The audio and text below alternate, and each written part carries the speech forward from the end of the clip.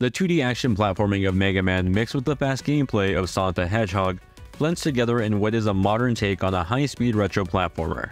Developed by Berserk Boy Games, the appropriately titled Berserk Boy pays homage to 2D platformers and Metroidvania titles of the past in this 6 to 8 hour indie darling. You play as Berserk Boy, a young boy who lacks experience but has all the strong will he needs to join the resistance. This group of heroes work together to battle the evil Dr. Genos and his dark energy minions.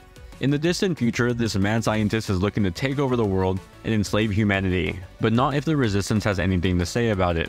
Using the Berserk Orbs, K transforms into Berserk Boy, unlocking newly found powers that will aid him on his journey to defeat each of the evil minions, taking back all the Berserk Orbs one fight at a time. While the story isn't revolutionary and rather predictable, I'd say it feels fitting and ultimately nostalgic in the sense that it does capture the feeling of playing some lost late 90s, early 2000s platformer, complete with your evil doctor fighting against a protagonist that has to collect Chaos Emeralds, defeat the Robot Masters, collect the Berserk Orbs. I think you get the point.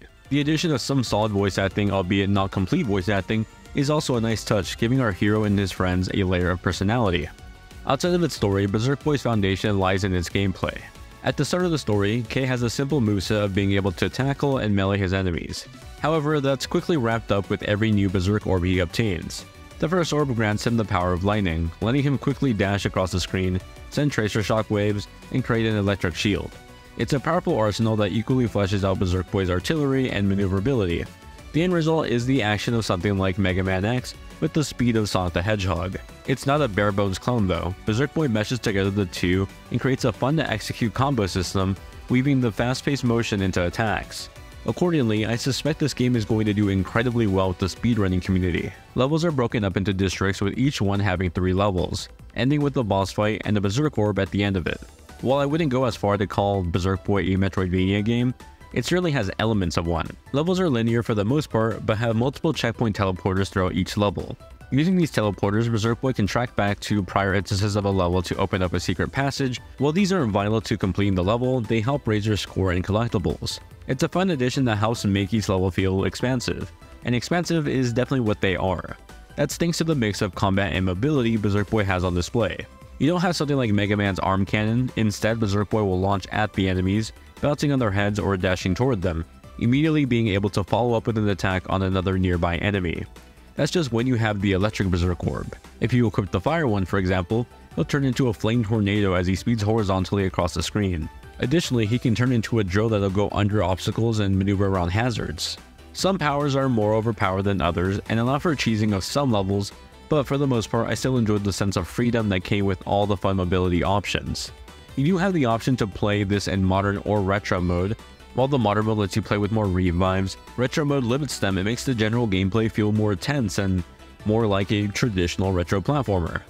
As you make your way through these levels, you'll find collectible medals and energy that go toward unlocking your special moves, as well as purchasing upgrades. These upgrades can be found in the hub area, otherwise known as the Resistance HQ. You can use your collected energy to upgrade attacks, health, and other metrics. The upgrade system is a fun incentive to go back and replay some levels for energy, further invest into upgrades, and thus improve speedrun times.